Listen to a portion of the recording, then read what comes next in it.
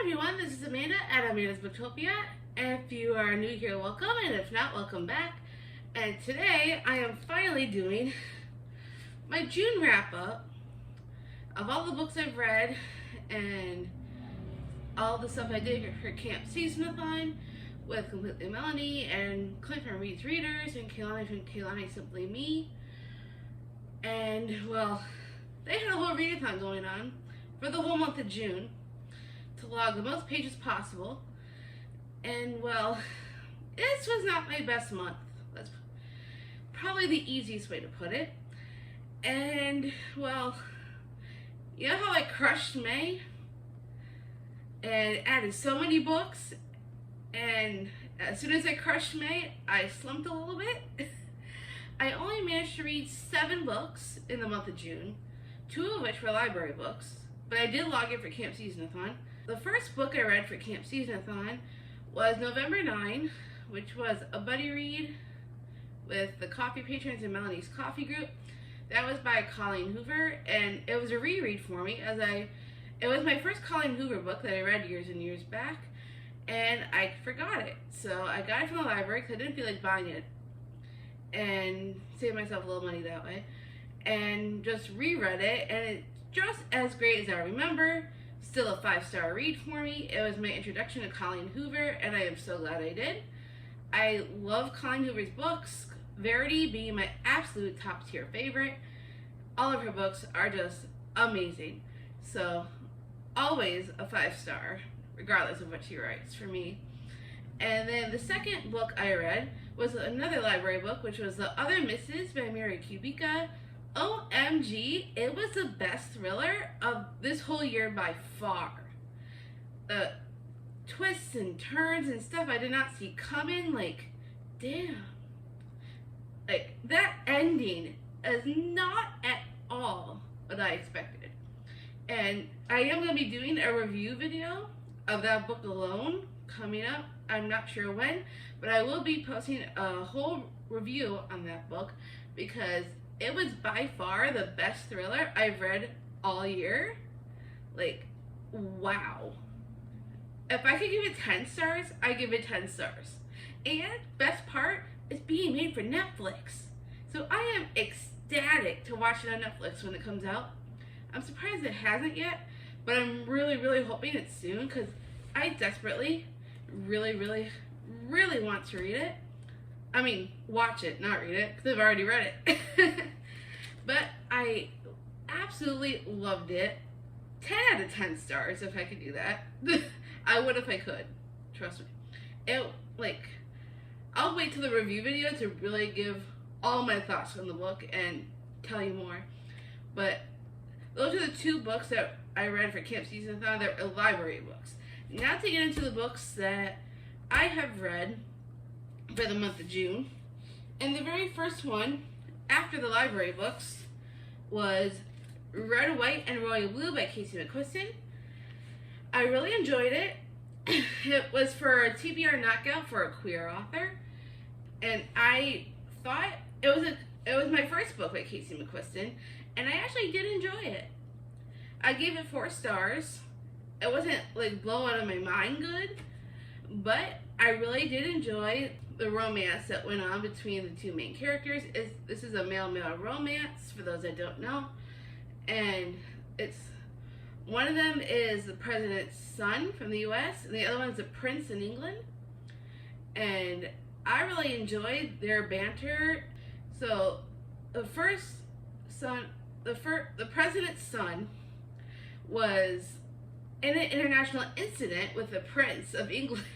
So he had to try and unite with the prince and try and make nice and get along for the sake of his mom, who's the president. And everything that followed after was so funny. I absolutely loved the way 2 of them bantered back and forth. And I just thought it was a really cute romance. Probably one of my favorite romances of the year. I think it probably goes right behind The Simple Wild by K.A. Tucker. It's pretty much up there. Not a 5-star, but definitely a solid 4. And I really enjoyed it. So most definitely, I might possibly read this again. Don't know if I will, but it is a special edition. If you haven't seen the special edition yet, I mean, look at that stunning naked hardback. And also, the back of the book is just as pretty. So stunning. And then the end pages, kind of like that. And that. So I really enjoy this. I hope I might read it again at some point. It really depends, because I will be sharing a book haul for you very soon for June, and I am running out of space, and I have so many new books. So I might be doing another haul again at some point. We will see. I don't know. Time will tell. And then the next book I read for the month of June was All Good People Here. I can't talk today. By Ashley Flowers. Ashley Flowers, the author. She runs Crime Junkies, which is a true crime podcast. And so this is her debut novel. And it's a very interesting story. It's about this girl named Margot who, when she was young, was friends with this girl January. And unfortunately, January was killed as a kid. And we follow the case in present day, with Margot trying to look into the past because something else came up in the present that's parallel to January's case. So she dives deep and tries to get answers so we hear from the past of what happened then with January, and then the present with what Margot's following and trying to put the pieces together, because she is certain that these two cases are the same person, like the same killer, basically. So she's determined to get the answers, and, well, it was an okay story for me. It wasn't great, like I was hoping it would be. But this is a debut book, so maybe she, Ashley Flowers will steadily get better. The ending is what threw me. I did not think there was an ending to this, and I didn't get any solid answers in the end. I mean, there is some answers, but we don't know what really happens with Margot. We don't get any follow-up to it. And because of that is why I gave it a 3-star rating. I enjoyed aspects to the story, and I thought it was a good story for the most part. There were some things that I wasn't crazy about, like in some aspects with some of the characters. Margot is interesting. I don't think she was a bad character at all. She just wasn't my favorite character. But we do find a lot of different, it's pointing the fingers at a lot of different people in this book, and we don't really get any solid answers, at least until pretty much near the end, where everything just like comes together. Like you find some answers, but the way that ending went was pretty open, and we have no idea what happens with Margot. And it kind of threw me for a loop. So that's the only reason why I gave it 3 stars. In some ways, maybe if it was tied up a little bit better, I might have given it a 4. However, it just wasn't done right for me in the end. So that's the only reason why I rated it the way I did. But hopefully with this author, her writing gets better and we see more development. So we'll see how it goes. I mean, it wasn't bad. 3 stars. Not terrible. And then the next book I read was Sadie by Courtney Summers. I actually brought this with me to Orlando, and I was trying to read physically along with the audiobook. And it took me longer than expected to get through the book because I had so much going on. And I ended up slumping at some point, not long after, and only read 2 more books after this one. Now that I actually enjoyed this book, it wasn't bad. It was about this girl named Sadie who is avenging her sister's murder, and we follow her on this journey to find out. Well, she's trying to find this guy, thinking he's the one who killed her sister. And so there's this guy named Wes who's doing this podcast. So he's kind of like following Sadie as we follow Sadie. And so I decided to read it along with the audio because my friend Dana said how amazing the audiobook was. So I thought I'd try and read physically and with the audio at the same time. And it was a really good story. I actually liked it. However, the ending, it wasn't amazing. I mean, it was a solid 4 stars for me. I loved the journey. The journey was awesome. I absolutely loved it. But the ending is what made me drop it to a 4. Only because it's another open ending, kind of like the Ashley Flowers book.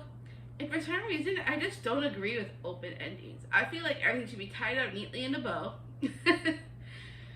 However, there's some answers that we just don't get at the end. I mean, it was still a good book. I really enjoyed the journey, and the ending was decent. I just wish we knew more. I guess open endings are just not for me. I mean, if it was like tied up a little bit better, I might giving it more of a 5 because the journey to the end was absolutely amazing. I loved hearing the audio along with the story while I was reading it physically, and it was really fun. I really enjoyed listening to the audio on this one while I was reading it. It's the endings, people. It's the endings. Why do they have to leave it so open sometimes? I wish they didn't. But it was still a good book. Solid 4 stars. And then the next book I read after that one was Every Summer After by Carly Fortune. This was my first contemporary romance story I read in a while. And I actually really enjoyed it.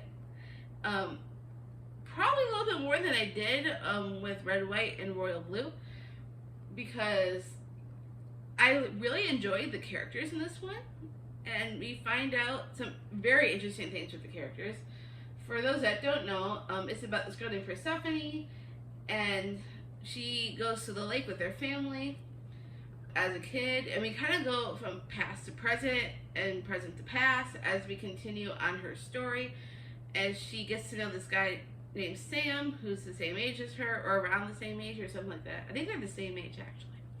But they go back and forth between the past and present, so we see what their story was like when they were kids, and then it goes back to when they were adults, because the guy, Sam, his mom passes, so she goes back to the funeral because she was really close with his mom, and so we kind of get some parallels from both stories, from past and present, and they'll kind of collide together. And I actually really enjoy books like that, so this was a fun read for me. I didn't tear up as much as I wanted to, but I really did enjoy the characters, and I would definitely want to read the follow-up, Meet Me at the Lake, I think it's called. I think it follows different characters in that one, though, and Meet Me at the Lake. I'm pretty sure. Because this one was tied up with a bow at the end, and I did enjoy the ending. So I don't know if we're going to get Charlie's story in the next one. I'm hoping we do, because I would love to see what happens with him. But I absolutely enjoyed this book.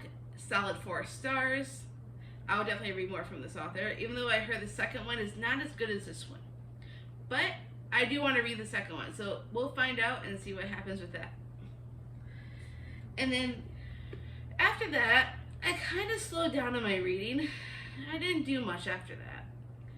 I kind of went on a bit of a hiatus, sort of. Like I was in a slump going down this way, and then I peaked up, went a little bit, and then it kind of slumped right back down. But that's the reason why it took me longer to read this book, because I was like in an up and down spiral. And this last one was the most recent that I actually fully finished reading. That is The Seven Husbands of Evelyn and Hugo by Taylor Jenkins Reid. This is my first book by this author. It has similar parallels to Genuine Lies by Nora Roberts, which is my favorite Nora Roberts book. And there's another Nora Roberts book that is also my top tier of hers. But that's a different book for another video. However, this one did remind me a lot of Genuine Lies, as we're getting the story of Evelyn and Hugo, and she picks this girl named Monique to write down her biography. And so we kind of get the backstory of Evelyn and Hugo and what led up to her giving this exclusive story.